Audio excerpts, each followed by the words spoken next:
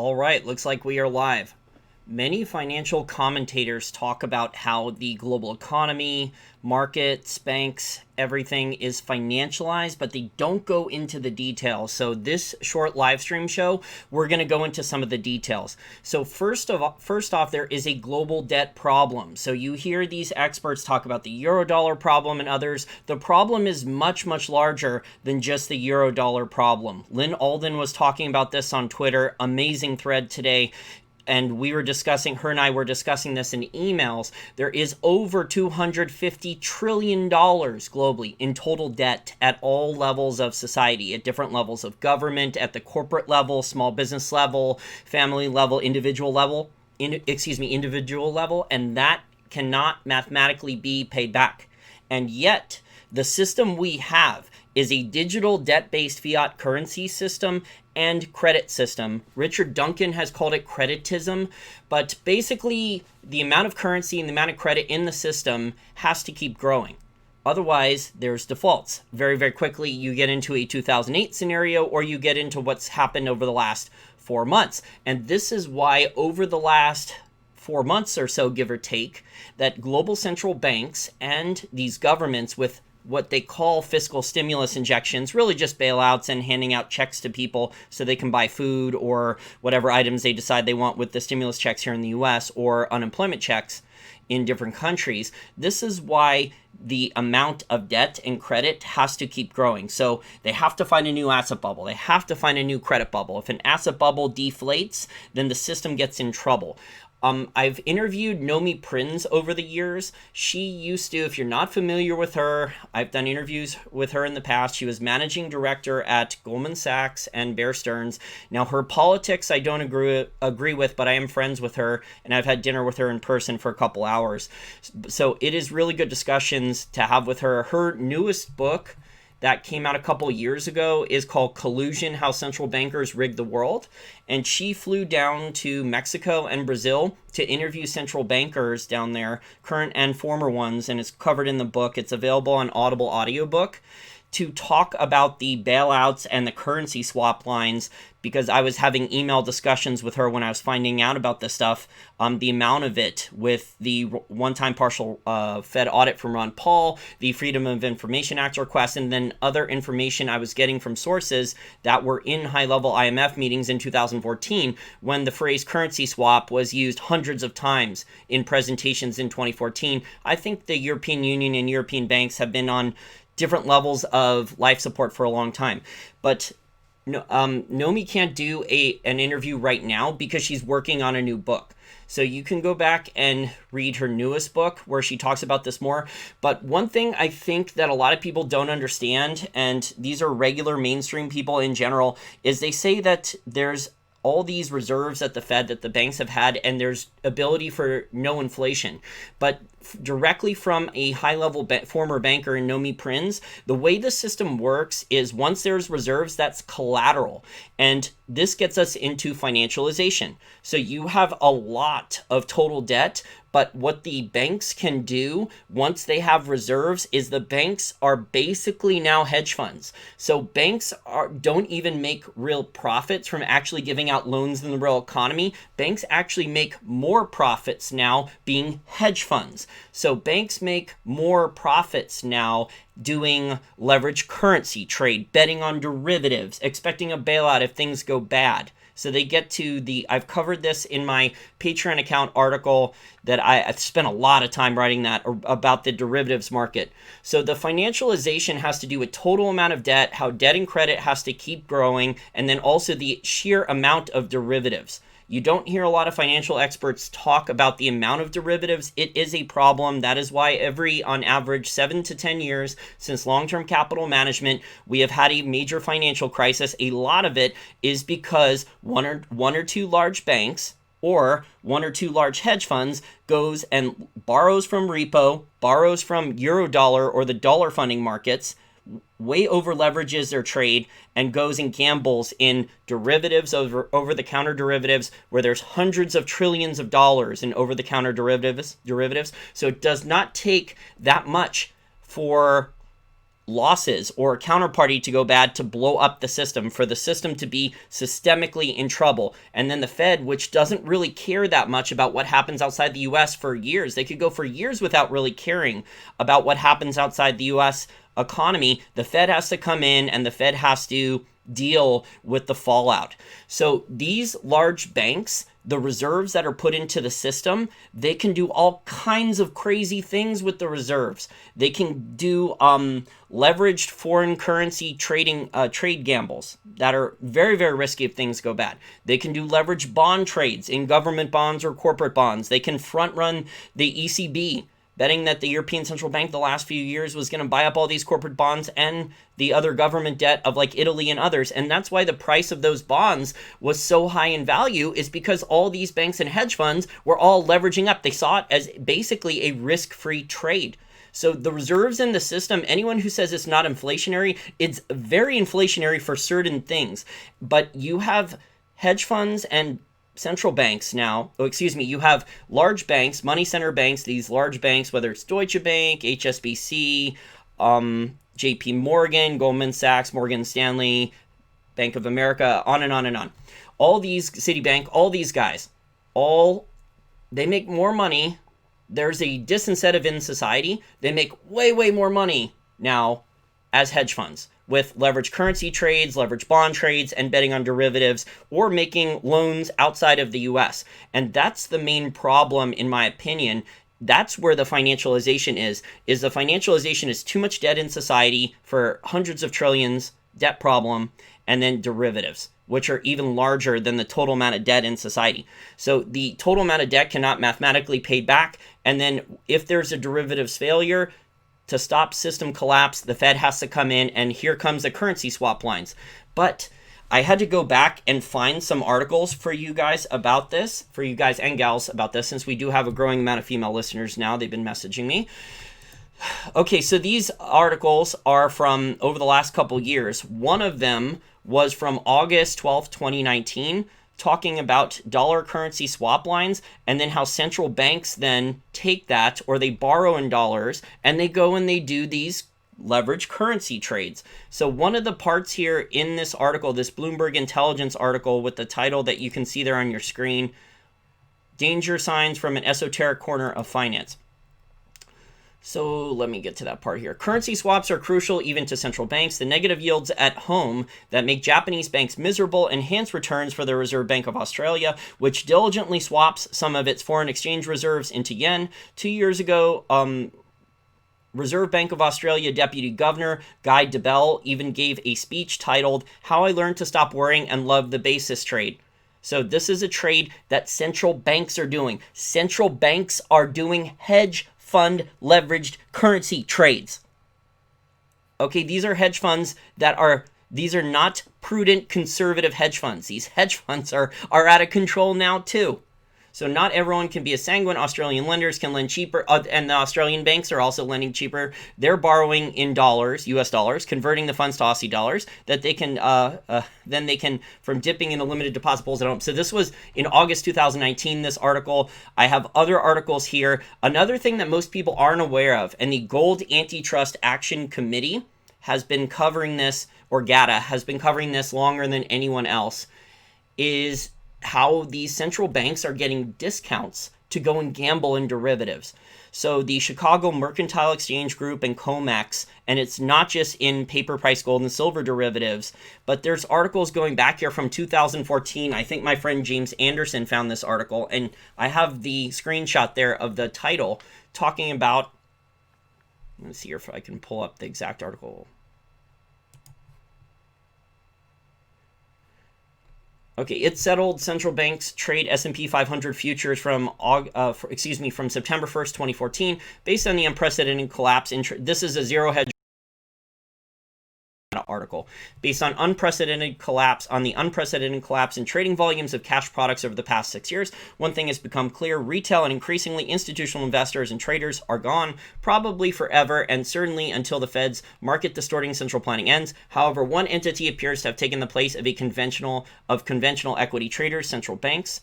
Courtesy of an observation by Nanex's Eric Hunsater, we now know with certainty and beyond merely speculation by tinfoil fringe blogs that central banks around the world trade, and by trade we mean buy, S&P 500 futures such as the E-mini in both futures and options form, as well as full size and micro versions, in addition to the well-known central bank trading in interest rates, foreign exchange, and TSY, Treasury, U.S. Treasury products, and other government bonds.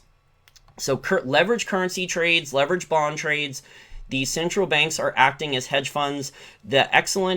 Another example of this was talked about on June 15th in the new Grant Williams podcast, which is free. So you could just search Grant Williams podcast. This is from Endgame Episode 2, The Lord of the Dark Matter, where Bill Fleckenstein and Grant Williams, they have their new show. I'm going to play a few minutes, like about 3 or 4 minutes clip here, talking about trades involving the Japanese yen, Japanese government bonds, and US dollars that central banks are doing. 5% of it, and that's the magic number. The remaining 5% presumably will be held by the pension funds and the Japanese bank, the life insurance companies. They would have to essentially print the money to buy them off those guys at par. How else do you deal with that, right? I mean, at this point, they printed money to buy everything else. So I would imagine that would be the sensible. I mean, we're in a world where we talk about that as being sensible. Now, here's something we can watch if we were anticipating that something was about to happen in JGBs, and it's not JGB futures or 30-year yen swaps or even dollar yen. I think you're both aware, as I'm sure many listeners are, that one of the biggest risk-free short-term trades in the world over the past several years has been what I call this JGB repack trade. Mm-hmm. And because of discontinuities and certain relationships in these giant cross-currency basis swap markets, which we won't go into, but there's an opportunity for anyone with a lot of dollar cash to lend dollars in exchange for yen, invest it in Japanese government T-bills, and enjoy a healthy pickup over the equivalent US T-bill that I'm looking at the corner here. And all sorts of people have done that trade on an enormous scale. The People's Bank of China, and this is all public domain, mutual funds around the world, family offices, anyone basically with a large dollar balance has swapped their dollars into yen, put it into Japanese government T-bills, and effectively created a synthetic US T-bill with a yield pickup. Mm-hmm. And in a low-rate world, those extra few, sometimes more basis points, well, it's more than a few, it's very useful. Mm-hmm. So why does that matter? Foreigners now own 70% of the Japanese government T-bill market. Now. Wow. Yeah. Wow, I did not know that at all. Right, and it's all because of this opportunity to lend your dollars. And of course, the Japanese authorities know this. There's some very strategic global players who have this position on. I think there's a number of sovereign wealth funds and central banks and others. And it's a liquid, risk-free trade. Well, generally risk-free as long as you choose your counterparty wisely. But the reason I mention that just interrupting here, not risk-free, but they can tell themselves that, their models can tell themselves that, they can tell their investors that, they can tell the oversight committees that, not risk-free. But I'm sure they're telling everyone that it is risk-free until things blow up, and then it's time to go beg the Fed for more currency swap lines. To you fellas is because if I wanted, it would be an enormous tip-off if all of a sudden foreign holdings of Japanese government T-bills started to fall down a lot, because that to me would be a tip-off that something's coming. Because I'm not going to be told, we're not going to be told. No, right. But the People's Bank of China will know. Okay, so that is really interesting. So that would help. Okay, you can listen to the rest of the interview. It's an hour, 20 minutes long. Really, really good stuff. Finally, last article here. Banks currency. This article came out on May 14th. Banks currency trading revenue surges to highest in a decade. So these are banks, instead of loaning into the real economy, instead of accepting a lot of PPP loans, SBA loans, because they did turn people down. The banks instead, what are they doing with the massive amount of reserves they have at the Fed? I think Lynn Alden has said it's like 1.7 trillion. What are they doing? They're doing leverage currency trades. They're doing leverage bond trades. They're front running the central banks for easy profits. So you have these large banks, which are supposed to be helping the economy. They would prefer not to help the economy. They would prefer instead to be hedge funds. And then predictably, when some of these over-leveraged trades, where normally to increase returns even more, capital is borrowed in repo or in the euro dollar or other dollar funding markets in Europe or Asia, and some of these trades go bad, or counterparties can't pay back some of the loans from the currency they borrowed, or some of the derivatives trades blow up, or some of these bond trades or currency trades don't go their way, then guess who has to step in? It's the Fed, or otherwise it's systemic collapse. That clip I played was from Grant Williams' podcast. So you search Grant Williams' podcast. That was the Endgame episode 2, The Lord of the Dark Matter. It's a new show that I think he's still a hedge fund manager. I'm not sure if he's shorting anymore. Bill Fleckenstein, he said he's probably not going to short much anymore. Bill Fleckenstein and Grant Williams have. So they have a show on Grant Williams' podcast. He has other interviews on there. He has 23 episodes. So you could just search Grant Williams podcast, that's free. So currency trading revenue, back to the article from Bloomberg from May 14th. Currency trading revenue at the world's biggest banks jumped to the highest in a decade last quarter as the global pandemic fueled market volatility. So the volatility in the currencies got even more traders interested in probably leveraged currency trades. So the banks were doing it for their own account. Now, the Volcker rule was supposed to stop some of this. It did stop some of the large banks from actually doing a bunch of high-frequency day trading, because remember, was it JP Morgan or Goldman Sachs? It might have been both. Some of these banks were doing a massive amount of stock day trading, and I think they had they didn't have a single losing trading day in over a year. It was an insane number. So there's clearly banks and the lobbyists they hire clearly figure ways around the Volcker rule to make additional profits. But these large banks and these central banks, and I just gave you a number of different examples, they're acting like hedge funds. The sovereign wealth funds are acting like hedge funds. All these players are trying to increase returns. There's a lot of dollars available. Even though there is a lot of dollar-denominated debt, there's still a lot of dollars available all over the place. And then they take those dollars and they figure out ways to do either leverage currency trades or leverage bond trades or go and bet on derivatives. And that is the main problem with financialization, because the real economy it's not growing jobs. There's not a lot of investment into property, plant, and equipment, which is what creates more jobs. CapEx. There's not nearly as much going into the real economy. And that's what Wall Street actually used to do. That they haven't really done that in decades. Now they do like leverage buyouts, they help with share buybacks, they help pump the stock of frauds with Chinese reverse mergers and other technology company frauds like Tesla and others. And the new one, Nikola Motor or whatever, Nikola something. But Wall Street used to raise capital so more factories could be built, or more jobs, or more stores could be built here in the US, more property, plant, and equipment, and that's what created jobs. But now Wall Street, the large banks, and now the central banks used to not do this. Now they're doing it. There's a lot of evidence now that these central banks all over the world, and sovereign wealth funds, and family offices, which the family offices, a lot of them used to be hedge funds. Some of these hedge fund managers, they stopped making money after a few years and then they got forced into a family office. But a lot of these players that should not be doing these over-leveraged currency trades, these over-leveraged bond trades in corporate bonds or government bonds, these over-leveraged derivatives trades, they're doing them anyways. That's the problem.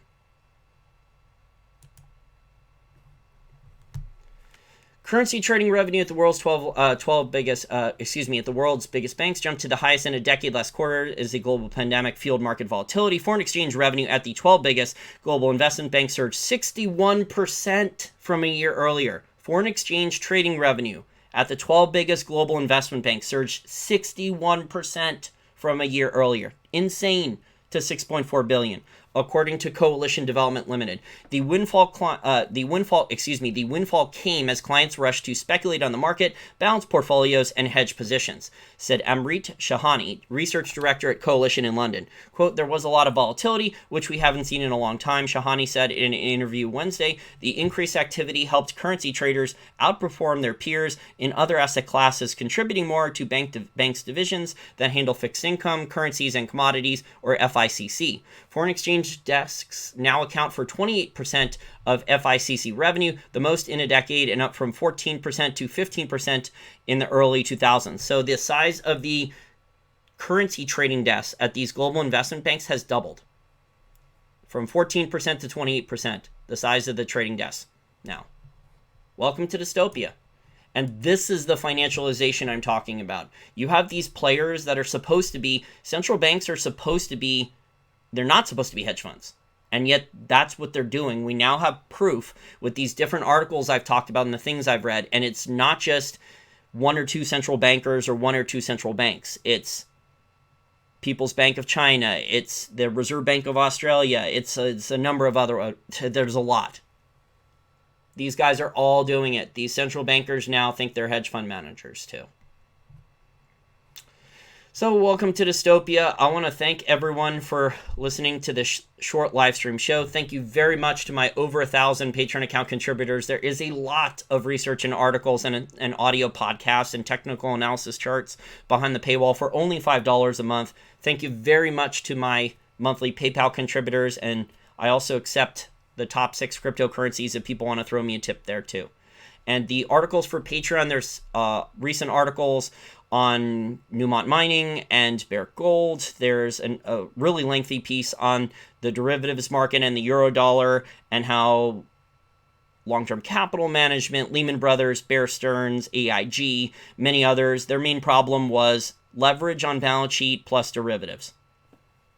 So the derivatives market is very serious. The people who go on CNBC and Bloomberg and the people who harass the derivatives traders on Twitter who harass me lie. They say everything is netted out, and then when we actually do the autopsies, after a big bank, after one or two big banks blow up or needs an enormous bailout and we find out about it, or one or two large hedge funds like what happened in February or March blows up on the risk parity trade or the basis trade and we find out about it, derivatives are almost always involved. So reserves become collateral, and then these entities, the large banks, they can start using that to gamble on a bunch of different things and turn into hedge funds. And the people who say, well, the money hasn't left the Fed, it doesn't have to leave the Fed for these large banks to start using it as collateral, and then it gets hypothecated and rehypothecated. Later in that Grant Williams interview, the guy talks about how once those Japanese banks get the dollars, then the Japanese banks go and buy collateralized loan obligations, which are, again, derivatives. And now a lot of people on Wall Street, including one of the guys who designed collateralized loan obligations, he just wrote a long op-ed for The Atlantic saying that collateralized loan obligation derivatives will blow up in the next, year or two, maybe sooner. Super chat from Abbey Road. Please put all cited in the video description as links. Normally that's what I do, so I don't really need a reminder for that because that's what I normally do, but thank you for the super chat. Okay, everyone, have a nice weekend, and I will work on getting more interviews. I did try to get Nomi Prins for an interview. I sent multiple emails to her and her assistant over the last month or so, and unfortunately she is working on a new book, and that's where all of her time is going. So if you do want to learn more about this, I recommend, and people ask for book recommendations, go and read Collusion, How Central Bankers Rig the World, and find out about a lot of the currency swaps and the bailouts and how Ben Bernanke was bullying the other central bankers during the 2008 financial crisis and for years afterwards before he left. Now, I don't agree with Nomi's politics, but her insights into the banking system, because she was a very high-up banker, and discussions with her about currency swaps and the financialization and how the Fed eventually has to bail these entities out or the system collapses, normally because of derivatives, every 7 to 10 years, is definitely worth understanding. And that's the full financialization, because now there is a disincentive for the banks to actually make loans into the economy because they can make more as hedge funds. Gambling on derivatives, leveraging up, and gambling on derivatives on currency trades, leverage currency trades, and leverage bond trades with government bonds or corporate bonds. And guess what? They get to keep the profits. So for the trading firm, they get to keep the profits for the trading firm, or if they're trading for their own account. And then if things blow up, then normally they get a bailout because the Fed does it, feels it's systemic, especially if derivatives are involved, because those losses can wipe out the entire banking system's equity very, very quickly, which is what, in my opinion, what happened in 2008 and 9. I think David Stockman is wrong about that, what he put in his book. Everything I've learned about what really happened in 2008 and 9, all the equity in the U.S. banking system was wiped out. And that's why there was the TARP program, all the different bailout programs, the alphabet soup of bailout programs, and in the Fed, what we found out from the one-time partial Fed audit that Ron Paul got, he got Republicans and Democrats, John McCain and Bernie Sanders to agree to it, and the Bloomberg Freedom of Information Act request. And then the Levy Institute was the only one, as far as I'm aware of, that actually went through most or all of the 30,000 plus documents and found out exactly what really happened in 2008-9.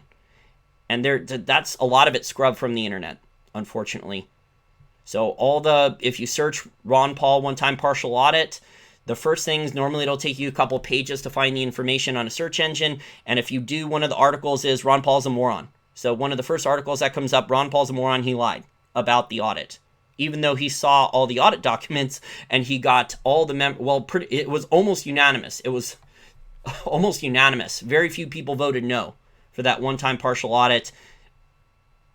I think the odds of actually getting people, neocons like John McCain and Bernie Sanders, to agree on anything are very, very low. And there was actually an agreement for that. Okay, well, that's it for tonight's show. Everyone have a great weekend. Thanks for listening.